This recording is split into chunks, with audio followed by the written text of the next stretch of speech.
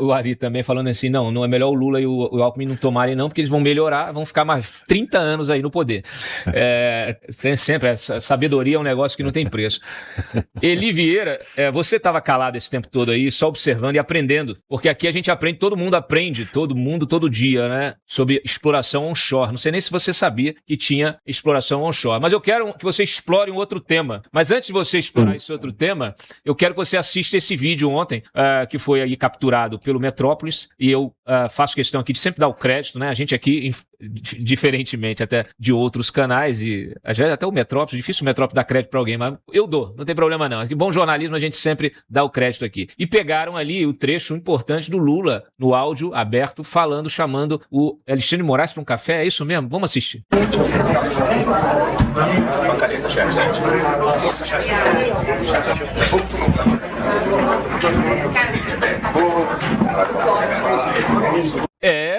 O pessoal tá chamando de TSE paralelo. Depois de tudo que a gente já tem conversado aí nesses últimos dias, agora o próprio Lula, eu ontem avisei, Maduro 1, Maduro 2, Eli Vieira, olha só, hein, até onde vai? Será que a gente vai ter equilíbrio nessa eleição? Eli Vieira. Ele não está convidando, ele está mandando tomar um café com ele. Tá ficando difícil acreditar em equilíbrio, né? Eu acho que eu ando dizendo que a gente chama os juízes do STF de ministros, para facilitar que já agem como ministros de Estado, né? Como o Alexandre de Moraes age. Então, ficou para trás, aparentemente, Cláudia, aquele momento ali, pós-crise no STF, quando teve o relatóriozão do André Rodrigues contra o Toffoli, aí o Lula deu uma entrevista, falou que juiz não pode ficar milionário, era uma alfinetada, uma indireta sobre 129 milhões da Viviane, né, prestando serviço, ainda não muito claro quais eram para o Banco Master. Então teve esse momento ali de estremecimento da relação entre Lula e Moraes, a gente está vendo que já passou a crise, já fizeram as pazes, e estão ali juntinhos e misturados. Então, quem vota em Lula tem que saber que está votando em Moraes também, né, e como dissemos aqui mais cedo, já está tendo, como o Deltante disse hoje aqui no programa mais cedo, já tem papo aí dos ministros da STF, estão contando voto a voto como puderem, quem vão ser os candidatos ao Senado, poderão fazer impeachment contra eles. Então, essas medidas extraordinárias do Alexandre de Moraes, como barrar inconstitucionalmente a lei da dosimetria, proibir o Flávio de ver o Jair Bolsonaro na prisão domiciliar, já é uma prisão domiciliar, e agora essa invencionice aí sobre IA, a IA aparece e diz, eu sou IA. Nem isso adiantou, né? O excesso de cautela, parecia excesso, né? Pelo visto, nem isso adiantou o PL fazer. Numa convenção partidária, né? É um momento sagrado numa democracia em que um partido diz a que veio e para o que veio, né? E até nisso ele quer interferir a favor do Lula e contra o Flávio Bolsonaro nas eleições de outubro. Então, é isso que o recado fica esse cafezinho aí. Eu vi isso acontecer várias vezes antes, inclusive, tá, Cláudio? Quando a gente publicou Twitter Files Brasil, abril de 2024, a gente mostrou várias ordens de censura secretas do Alexandre de Moraes que deram onde deram em tarifaço, né? E devem no Brasil se declarado uma ameaça à segurança nacional dos Estados Unidos. Logo depois da gente publicar, teve reuniãozinha secreta também. Eles todos se juntam ali, é tudo junto e misturado. O STF é um puxadinho do Palácio do Planalto. Essa é a verdade. O negócio é feio, viu? É o que eu falo. Eu tenho dito e repito aqui, isso não é uma eleição. O que nós estamos vivendo não é uma eleição. O presidente da República, que está concorrendo à reeleição, chamar para um café o ministro do STF, que mandou prender o maior concorrente desse presidente, mandou silenciar o maior concorrente, a maior liderança popular do país, está silenciada, está presa injustamente, condenada ao calabouço. Ele está num calabouço. Está em domiciliar. Não está em domiciliar. Aquilo ali não é domiciliar. O sujeito pode nem mandar uma carta. Não existe isso. As pessoas já esqueceram. Isso é uma masmorra. O Jair Bolsonaro, o Alexandre de Moraes colocou o Jair Bolsonaro numa masmorra. Perseguiu, condenou o maior concorrente do presidente, chama ele para um café. E agora quer fazer a mesma coisa com o filho, em medidas e decisões ilegais de execução penal que nem deveria estar na mão dele. Aí acusa o Flávio Bolsonaro de violar alguma coisa, o Flávio Bolsonaro não está sendo investigado. Não, então a gente resolve isso agora. E vocês viram, passou a tentar puxar para ele a questão eleitoral, esvaziando o TSE, por isso que a gente está chamando de TSE paralelo, sob o comando dessa figura, Alexandre de Moraes, cuja utilidade para o sistema é só essa, perseguir a família Bolsonaro, prender todo mundo, apagar da memória, tirar de eleição, já tirou o Lula, já tirou o Bolsonaro, tirou o Eduardo, agora vai tirar o Flávio, inventa qualquer coisa. Ontem a defesa do Jair Bolsonaro, inclusive, disse que aquele vídeo de IA, eles não sabiam de nada. Claro, tá incomunicável, como é que vai saber? Eles queriam que dissesse sim, aí faz uma pegadinha, Se disser que não sabia, então a campanha que violou a lei, isso dá cassação. Não tem o que dizer. Queria que fizesse o quê? Ah, não, sabia. Se dissesse que sabia, então ia ter que dizer. Então violou. Se sabia, violou a decisão de incomunicabilidade. Então vai pra cadeia de novo. Percebam? Não há saída, gente. Não há explicação jurídica que satisfaça. Não há saída. E quando você vê, eu sempre falei aqui, eu sempre chamei de conluio entre a cúpula do judiciário e o executivo. O que é isso aí? Isso é a prova cabal. Você tem um ministro que puxa pra ele a missão de tirar da corrida presidencial o nome que o pai foi preso ilegalmente, colocou, mostrou resiliência, o eleitorado tá lá, os trackings, eu tô fazendo ali aquela composição de pesquisas e estão ali, ó. E isso com toda a mídia perseguindo o Flávio, falando de coisas que ele pode vir a ser denunciado, pode ter um grande esquema, vai vir um vídeo dele numa festinha do Vorcaro, não, tem um outro vídeo dele dentro de um jatinho, não tem outro vídeo dele com uma jornalista, não tem outro vídeo dele, cadê? Não tem nada. Aí quando vem a público uma foto, vem com o sicário com 20 centímetros de dedo. Não é possível que as pessoas não estejam enxergando isso. Aí eu vejo o jornalista falando, porque essas mídias de nicho que só falam para um espectro político, vocês não falam a verdade. E aí querem criminalizar agora o jornalismo que enfrenta vocês. Qual é a saída pra gente? Qual é a saída pro país? Eu escrevi sobre a saída pro país ontem. A saída pro país, primeiro assim, não tem saída, tá? Pô, Cláudio, então qual é a esperança que você tá me dando? Eu dou esperança de resistência. Eu dou esperança de lucidez. Não tem outro jornalista que faça o que eu faço. Tem? Que fale o que eu falo? Que trate dos temas que eu trato aqui? Que tenha o nível de comentaristas que eu tenho aqui? Desculpa. Que tenha o compromisso com a verdade que eu tenho aqui? Com a formação política de vocês? Não é eu me amo. É minha cara tapa aqui todos os dias. É a minha vida que eu tô colocando aqui. Não é brincadeira. Vamos colocar a mão na consciência? Porque essa eleição já tá dada. E o resultado dela já tá espelhado na Venezuela. Porque é óbvio que o Trump não vai permitir que Lula, junto com Moraes, roube uma eleição. Você não pode ter um ministro tomando cafezinho com o presidente da República. O ministro Supremo não tinha nem que estar em evento público de agenda com o executivo. Com que isenção que ele vai julgar qualquer coisa que envolva o interesse do executivo, do presidente da República. Assim como ele não tinha que estar conversando, recebendo mensagem de banqueiro. Assim como a sua mulher também não tinha que ter contrato com um banqueiro. Aliás, cadê a investigação? É brincadeira. A gente tá falando da vida dos nossos filhos, dos nossos netos. Um presidente que tá roubando o futuro deles. E vocês vão ficar parados, olhando só, vendo esse futuro sendo roubado, enquanto você tá dedicado no presente, tá gastando o seu tempo de vida para tentar construir alguma coisa para deixar pros seus filhos? Estão roubando você também. Estão roubando a sua vida, sua energia vital. Estão roubando a tua saúde mental, sua saúde física. Estão eliminando qualquer chance do seu filho, da sua filha, ter uma vida saudável, produtiva, numa sociedade saudável, produtiva, livre, próspera, para que ela possa também, eles possam também gerar os seus filhos, ter suas famílias e cumprirem o rito da vida. Essa gente desacraliza a vida. Qual é o propósito? É poder? É ganância? É dinheiro? É o quê? Nada justifica o que está sendo feito. Só que na clivagem internacional da geopolítica, não é a minha voz que faz diferença. É o poder do hard power, que a maior potência desse planeta tem de sobra. Tem bomba nuclear, tem maior arsenal tradicional aí, militar para poder fazer o que quiser, porta-aviões, tem arma sônica, tem inteligência, você não sabe nem onde você está sendo ouvido, o que você está falando. Descobriram lá o Maduro, foram lá, pegaram ele de noite, os guardas tomaram uma arma sônica nos peitos, começaram a vomitar no chão, ninguém conseguiu ter resistência, foram lá, pegaram o cara de dentro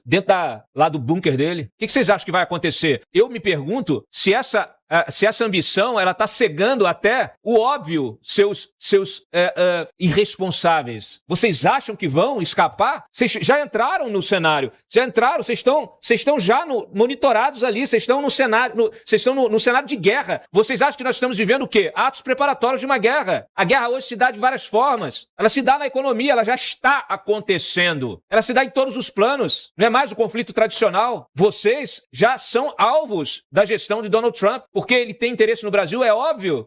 Você acha que ele vai deixar que o Brasil seja um quintal da China? Não vai. Agora, tem muito brasileiro também achando que vai nos salvar. Também não vai. Porque essa máquina de guerra, ela não se move toda ela por valores. Ela se move muitas vezes por um pragmatismo que coloca esses valores, sim, de lado. Alguma dúvida? Os exemplos estão na história, são todos aí. Agora, quando um país se permite ser tutelado por uma potência estrangeira, por causa da ganância, da irresponsabilidade das lideranças dessas instituições, já era, acabou. E esses oligarcas que nós temos aqui que acham que maravilha, Não, toca o pau, a gente faz negócio com qualquer um. Vai olhar os oligarcas bolivarianos, lá na Venezuela, com a Delcy Rodrigues, foram todos domesticados, viraram sócios minoritários dos business que agora estão todos sendo assumidos pelos americanos. Isso é política real, não é política de rede social. E tem gente na direita cega também em relação a isso, torcendo para que algo aconteça, como se isso fosse uma maravilha. Não, não é uma maravilha. Isso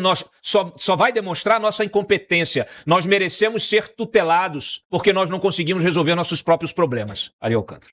Nós temos que encarar nossos fatos com a realidade.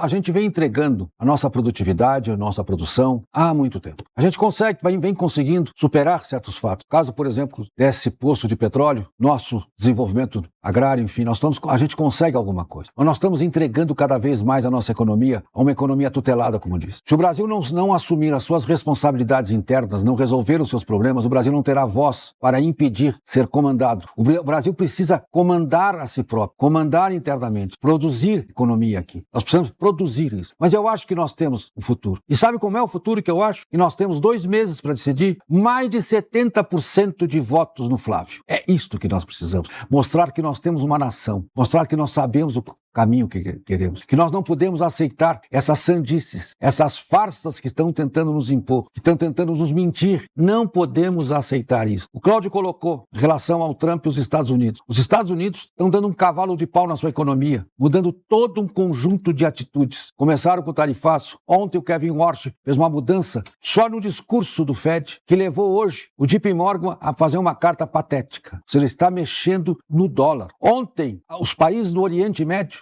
todos em conjunto, passaram a questionar a China, perguntando o que a China está pretendendo. Que a China deixe de fazer esse joguinho de pauzinho de 2 bicos com o Irã. Estão cobrando da China. Xi Jinping tem um problema interno seríssimo. O mundo todo ele se mexe. E o Brasil acha que vai ficar com essas pataquadas do senhor Lula, tomando cafezinho com o senhor Alexandre de Moraes, achando que manipulando uma eleição ele consegue perpetuar esse quintalzinho de negócios deles aqui. Esse convite do Lula ao Alexandre de Moraes não foi aquele que, olha, quem sabe, amigo, vamos tomar um café, não. Vem tomar um café comigo, ordenando.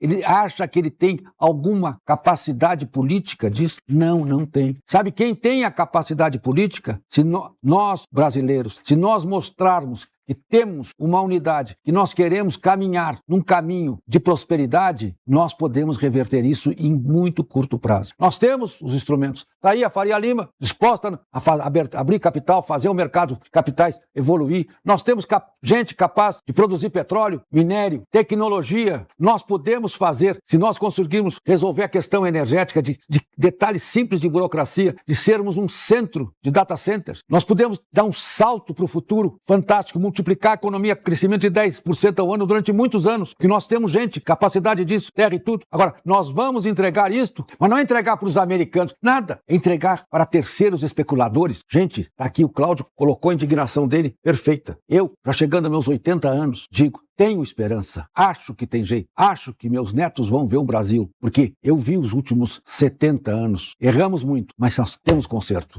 Hugo, fecha aí a fatura. Não, esse ponto que você trouxe só reforça o que a gente vem falando ali no início aqui da minha participação, sobre planejamento de longo prazo e execução. Está muito claro. E o desalinhamento externo, né? Somando essa trinca, mostra que a gente está passando por um momento muito ruim em termos de país. Né? E quando a gente olha o judiciário nesse ativismo, nessa perseguição dos lados, para o ambiente econômico, pessoal, é a mesma coisa. Não imagine que um juiz de primeira instância ou de segunda, vendo esse conchavo na Suprema Corte, ele não vai fazer isso lá embaixo. Tem vários exemplos aí que vocês estão cansados de ver no noticiário. Exemplo, Rio de Janeiro. Rio de Janeiro é uma réplica do STF em termos econômicos. O que existe ali de ajustes, vamos dizer assim, dentro dos processos, é uma infinidade. E isso, para negócio, é péssimo. E aí, consequentemente, impacta onde? Na liberdade. Então, quando você não tem uma economia pujante, moderna, próspera, você tira a liberdade do indivíduo. Porque você vai estar sempre amarrado e preso a alguém que está criando essa burocracia, essa amarra. E hoje o que a gente vê, esse conchavo entre judiciário e executivo é isso, eles querem manter a gente preso nestas amarras. E aí você acrescenta essa equação, o capital privado, algumas oligarquias brasileiras que surfam nessa trinca, né, nesse conchavo aqui, e obviamente querem manter esse status quo. E para nós aqui, cidadãos é feio, né? Mas cidadãos normais que queremos buscar prosperidade, crescer as nossas famílias, cuidar dela e ter autonomia, é péssimo. A gente não vai conseguir. Tá aqui o exemplo desse investimento que a gente fez numa petroleira independente. A gente teve que trazer pessoas aderentes, adequadas no mercado de capitais para financiar esse projeto que deveria ser amplamente incentivado.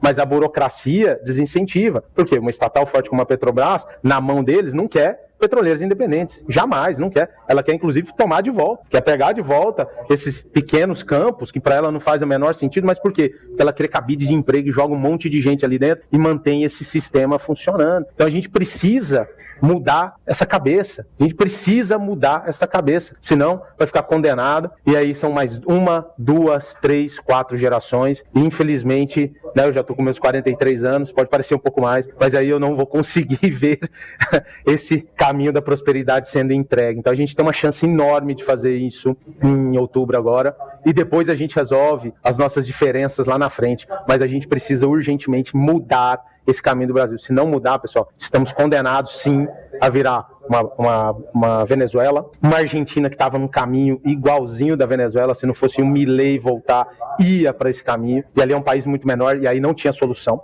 E a gente ainda tem, porque nós somos grandes, né? Nós somos 50% da população aqui, nós somos 51% do PIB, né, aqui da região. Então a gente é importante dos Estados Unidos, mas a gente pode ter autonomia ao se aliar. A gente precisa ir para o caminho da prosperidade e da liberdade. Se a gente tiver esses dois eixos montados, a gente não vai ter nenhum problema diplomático com os Estados Unidos. Nenhum. E vai ter liberdade deles virem para cá, liberdade da gente ir para lá. E eles dão, tá, pessoal? Vocês acham que não? Mas grandes conglomerados brasileiros estão lá. Ambev, JBS, todos compraram empresas estratégicas nos Estados Unidos, ou seja, é o capitalismo aberto a todos que queiram investir lá, entendeu? E aqui a gente tem que praticar a mesma coisa, mas infelizmente, né, na mão desses petralhas aí, a gente não consegue. Tem gente que não leu o meu artigo, eu recomendo. Eu escrevi um artigo ontem, justamente falando assim, todos querem ser a Delcy Rodrigues, que é a vice do Maduro, né? Quem vai ser o Maduro? Aí no artigo eu explico, por A mais B, quem vai ser o Maduro, né? Moraes e o Lula já são, na visão do Departamento de Estado, já são o Maduro. O Departamento de Estado Marco Rubio, ele já identificou. O Lula é o pai do Foro de São Paulo e o Moraes é o maior perseguidor hoje dentro do Brasil, político dentro do Brasil. Agora, aí fala assim, beleza, quem quer ser a Delcy, que você tá falando? Todos querem ser a Delcy. O Alckmin, inclusive tem mais perfil, né? O vice ali, tem informação privilegiada, que de repente daqui a pouco tá fornecendo informação sigilosa aí pro Departamento de Estado, para as agências de inteligência, né, Alckmin? Será? O Caiado quer ser, só que o Caiado tá mais pra o presidente não eleito, mas que não levou, né? Que é põe aí o Edmundo Gonzalez, e o Flávio, o Jair, estão mais pra Corina Machado. A Corina era a maior liderança de oposição no país, foi inviabilizada. Depois ela colocou uma outra Corina, que era a Corine Yunis, que era uma aliada dela, também foi inviabilizada. Aí depois a Corina Machado ganhou o Nobel. Daí, ganhou o Nobel, mas não ganhou a presidência. E ela achou que os Estados Unidos, tirando o Maduro, eles iam convocar uma nova eleição. Não foi isso que aconteceu, senhoras e senhores. Vocês estão batendo palma esperando uma intervenção do Trump. O governo Trump tirou o Maduro, foi lá, sentou com a Delcy e negociou com a Delcy. A Delcy hoje é uma presidente biônica que atende aos interesses do governo americano. Ué, Cláudio, então continua lá sendo uma ditadura? Sim. E o que houve com a Corina Machado? Ganhou o Nobel, fez uma homenagem ao Trump, dando o Nobel pro Trump e acabou. E agora? Se tiver eleição daqui a alguns anos, quem sabe ela não pode concorrer, né? Vamos ver, porque tem preso político que ainda está preso, apesar da anistia que foi anunciada. E os oligarcas? Tutelados, todos domesticados também. E é bom lembrar que o Trump não é pragmático. Estava lá conversando com quem, recebendo no Salão Oval quem? O Joesley Batista, que já está também lá na Venezuela, negociando também espaço lá. E está posicionado aqui. Então não tem esse negócio. Achar que vai, não, eles vêm aqui, vão tirar, vão pegar o Flávio ou pegar o Jair, tirar da cadeia e botar na presidência da República. Não vão. E o Caiado também, um ingênuo, inocente. Ingênuo não é, um inocente. Vamos fazer aqui, tô assinando um memorando para entregar as terras raras para os Estados Unidos. Não vale nada, papel lixo, eu falei isso ontem. Uma sinalização política para achar que vai ter interlocução, vai virar o Edmundo Gonzalez. Porque se tirarem o Flávio, botarem e ele acabar, vamos dizer assim, participando, sendo aí essa direita permitida, quem garante que ele vai ganhar? Ninguém sabe, porque é impossível auditar as urnas, não dá para fazer recontagem de papel. Dureza, né? Então não tem essa. Eles querem, beleza, o problema é esse aí, então tira esse aqui. beleza, vamos resolver agora. Tá, mas eu quero... E aí, o business? Quem é que quem controla a máquina aqui? É a turma da internet? Controla a máquina? Claro que não, né? Quem controla a máquina? Quem tomou o poder? Não precisa ganhar a eleição. Tem que tomar o poder. O Dirceu nos ensinou, como ele agora está ensinando. Está ensinando a negociar com a direita permitida, colocando todo o resto como extrema-direita para ser torpedeada. Falou isso ontem numa entrevista aí. A gente vai encerrando o programa com isso. Tchau para você.